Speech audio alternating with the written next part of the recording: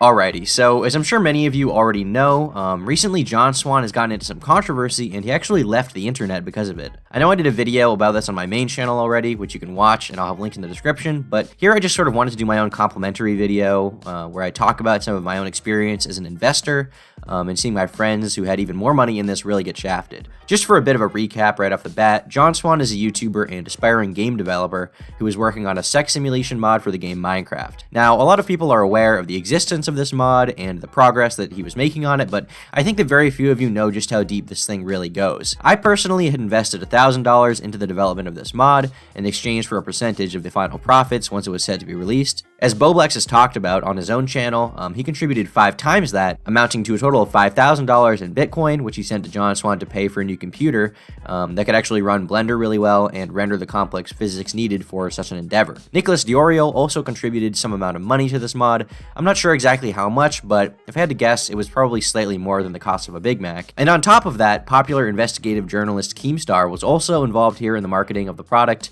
From what I understand, he offered political streamer Augie RFC $3,000 to promote it on his channel, which I understand he had agreed to. So there was a lot riding on this going through and happening. However, a few weeks ago, John Swan disappeared from the internet. As of now, we've received no word from him, either on Discord or Twitter or elsewhere. We have heard absolutely nothing from John. It feels like he's fallen off the face of the earth. Obviously, for myself and the other investors, this is pretty concerning because we dumped a lot of money into this and expected it to be very successful. We thought, north of 100,000 downloads probably first week, just based on how relatable it is to so many people and how they would want to get it. But unfortunately, that didn't work out. It hasn't been released, and now our money is gone, and we have no idea where John is. I know that Boblex personally has been struggling a lot financially as a result, and not only that, but as someone who was friends with John, he feels very betrayed by him. And Tipster has taken quite the hit from the whole thing. It's in the middle of the night. I actually should be in bed right now. But I got this news just like everybody else late at night. Apparently he lied to us all about everything. But he lied to us, his friends. He lied to our fucking faces. And he let us put our reputations on the line. And I can't begin to describe just how disappointed I am in this. When you think you can trust someone because you call them a friend, you expect them not to lie to you.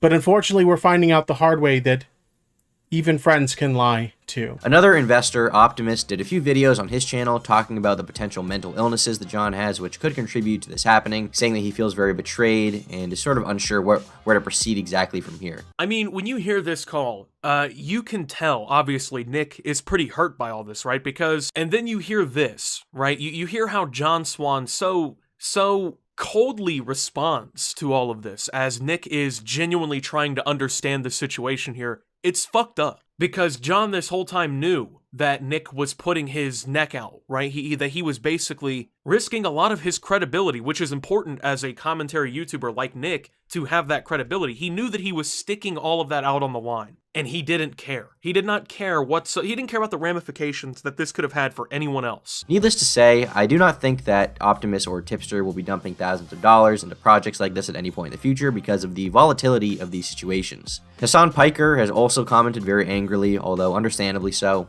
His $12 contribution to the production of the sex mod made him take a very big hit from what I've heard, and I can't really begrudge him on that front. What a fucking liar, dude. What a fucking Weasley little liar, dude. What a fucking Weasley little liar, dude. Holy shit, dude. Excuse me. Holy Sorry. fucking shit, I dude. apologize for that. Literally lying. One of the biggest channels right now, and a fellow investor, Dream, was looking forward to streaming the addition to Minecraft on Twitch and doing a speedrun of finishing inside of a blocky vagina on his channel. So he has also come out against John Swan in recent times and asked the commentary community for an apology because of their investment in what turned out to be just a total scam. Definitely a weird position to be in for him. When he promised his audience to have 4K footage of the mod, and now they're left disappointed. And this, of course, has spawned this caught in 4K meme, which people have been saying, John Swan got caught in 4K because of the promise of, a 4K addition to Minecraft for the mod.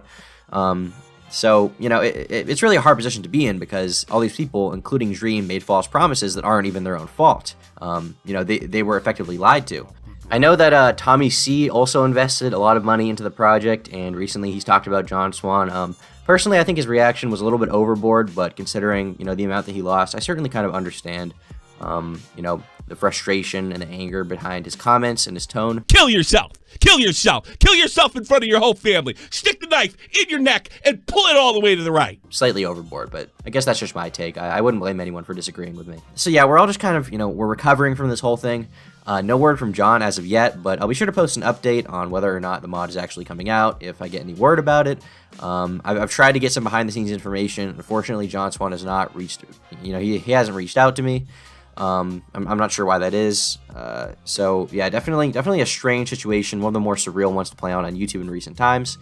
And you know, hopefully I can recoup the money just by uploading, or you know, by investing in other mods. I know some other people have proposed that they could take the work that John did, the little that he did release, and potentially work on their own version of it and get it out there. But as of now, it doesn't feel right for me, and I think a lot of the YouTubers that were invested in this, and you know, people like Keemstar, are kind of apprehensive to go into more projects like this because of what happened with John. You know, you just never really know online what people could do. This isn't a guy who can just call up. He's a ghost now. Yeah, I guess that's pretty much all I have to say on the topic. Be sure to check out my video on the main channel. If you want some more info on this, I went in a lot more in depth there. I just wanted to kind of give a little bit more of my experience here with what happened. But yeah, so thanks so much for watching, and I'll talk to you guys later. See ya.